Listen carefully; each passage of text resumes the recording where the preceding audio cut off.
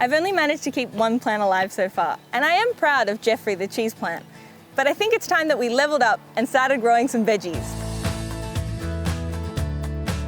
Well, isn't this just a healthy looking bunch of veggies? I know, it almost looks fake, doesn't it? But we've only put these in 5 weeks ago, Ali, with the kids at the school here, and they're going berserk. And so it's on the standing planters, and I've seen these sort of before, but what makes this any different? Yeah, look, there are a lot of features going on in Vegepod, and some of the inner workings we can't quite see whilst it's standing here, but probably the best way is to get you to build one. We can go through it. The wicking wells there, they sit down simply inside this reservoir. So you can imagine underneath here, water collects from underneath the soil and it naturally draws the water up. So that's what we call the self-watering. We haven't been here for a good 4 weeks, and that's why the plants are still up like this. Next, we're going to put the walls on. So you'll notice there are no tools here. It's all just slide and play like so. Yep. Bang, easy peasy, nice work, Ali. And as you can see, we've put the wall on now, creating a full foot of depth.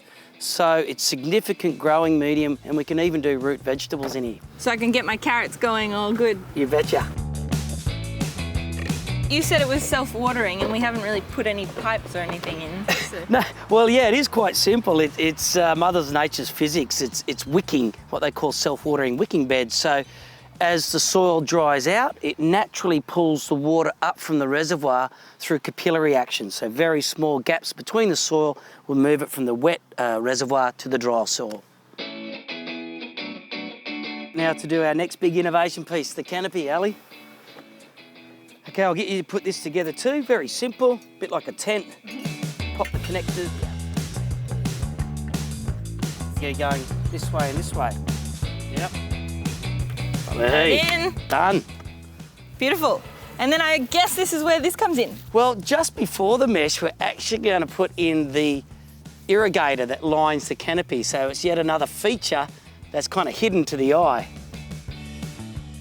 All right, so now it's time for the canopy. That's it, and this is one of our real killer applications.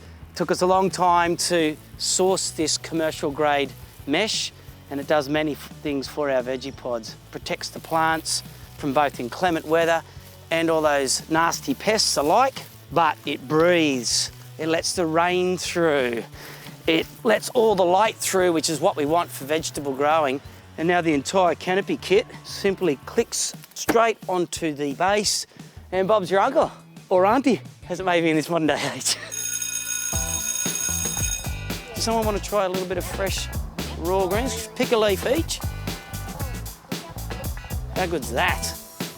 And this is what it's all about. It's making gardening accessible to anyone and everyone, everywhere. It's modular, so it can be big or as small as you like. Aged care homes, young people, your private backyard people, it's for everybody.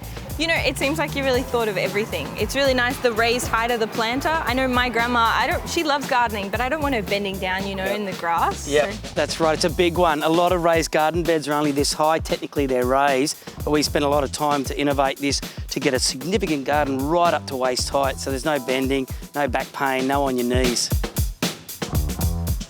Who took the broccolis home last time? What did it taste like? It was so nice. Was it? Yeah, Fresh? delicious. Well, it covers off everything. By the sounds of things, you've got the canopy, you've got the irrigation. I can get on it and actually start planting. Literally everybody can do it, even you. Even me! Sorry. We often say that the best designs simplify, but here, adding a few extra elements actually makes things easier and more accessible. So I think Jeffrey's going to get some company.